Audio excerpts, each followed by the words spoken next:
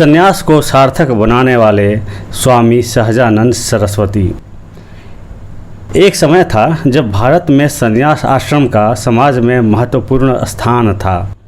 जीवन के 4 आश्रम ब्रह्मचर्य, गृहस्थ, वानप्रस्थ और संन्यास ये व्यक्ति को संतुलित, परिपक्व और सामाजिक रूप से उत्तरदायी बनाने के लिए बनाए गए थे।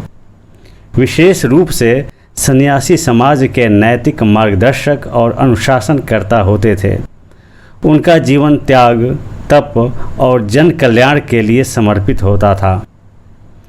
लेकिन जैसे जैसे समय बदला, सन्यास की परिभाषा भी बदल गई। अनेक सन्यासी लोक कल्याण से विमुख होकर केवल आडंबर और वैराग्य की बातों में उलझ गए।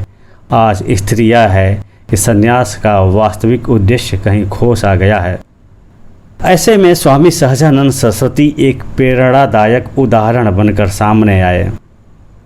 स्वामी सहजानंद सरस्वती का जन्म 1886 में गाजीपुर, उत्तर प्रदेश के एक ब्राह्मण परिवार में हुआ था।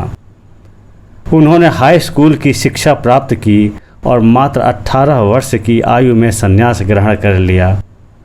प्रारंभ में उनका ध्यान शास्त्राध्ययन और योग साधना में था, लेकिन देश की सामाजिक दुर्दशा देखकर उनका हृदय जनसेवा के लिए आंदोलित हो उठा। जातीय सुधार की पहल। 1914 में बलिया में हुई भूमिहार ब्राह्मण महासभा में उन्होंने ब्राह्मणों से पुरोहिती की जगह कृषि कर्म को अपनाने की अपील की। उन्होंने कहा कि कृषि कार्य कोई पाप नहीं है, बल्कि आत्मनिर्भरता का प्रतीक है। शास्त्रों के अनुसार भी दान लेने के बजाय श्रम से जीवन यापन करना श्रेष्ठ है।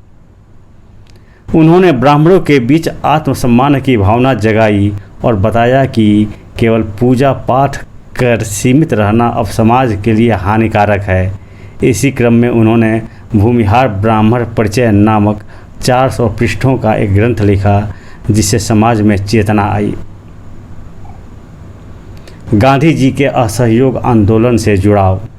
जलियांवाला बाग नरसंहार और रॉलेट एक्ट जैसे घटनाक्रमों में स्वामी जी को गांधी जी की ओर आकृष्ट किया। उन्होंने गांधी जी से भेंट की और असहयोग आंदोलन में कूद पड़े। उन्होंने बक्सर और गाजीपुर जैसे क्षेत्रों में कांग्रेस के कार्यक्रमों का प्रचार किया, चरखा और खादी का प्रचार किया और जनता को स्वतंत्रता संग्राम में भाग लेने के लिए प्रेरित किया। किसान आंदोलन और जमींदार विरोध।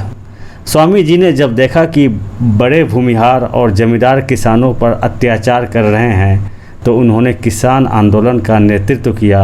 उन्होंने किसानों को उनके अधिकारों के प्रति जागरूक किया और जमींदारों के विरुद्ध आंदोलनों में भाग लिया। इससे जमींदारों और धनी वर्ग उनके विरोधी हो गए।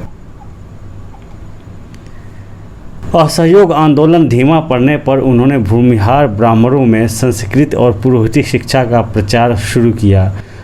उन्होंने कर्मकांड पर एक पुस्तक लिखी, जिससे कोई भी व्यक्ति स्वतंत्र धार्मिक संस्कार कर सके।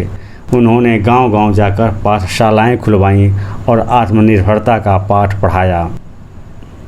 सर गणेश दत्त सिंह जैसे धनी और प्रभावशाली भूमिहारों ने स्वामी जी के सुधार आंदोलनों का विरोध किया। उन्होंने कहा कि ब्राह्मणों को कथा सुनाकर या संस्कार कराकर जीवन यापन करना शर्म की बात है।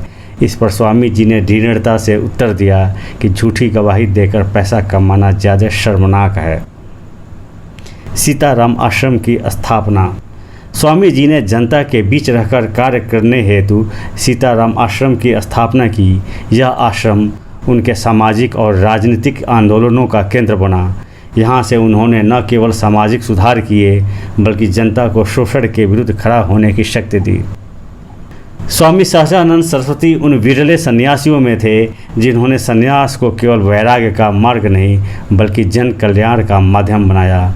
उन्होंने बताया कि त्याग, सेवा और संघर्ष ही सन्यास की सच्ची पहचान है। वे न केवल आध्यात्मिक गुरु थे, बल्कि किसानों, गरीबों और वंचितों की आवाज़ भी थे। उनका जीवन हमें यह सिखाता है कि सच्चा त्याग वह है जो समाज को दिशा दे और अन्याय के विरुद्ध संघर्ष करने की प्रेरणा दे।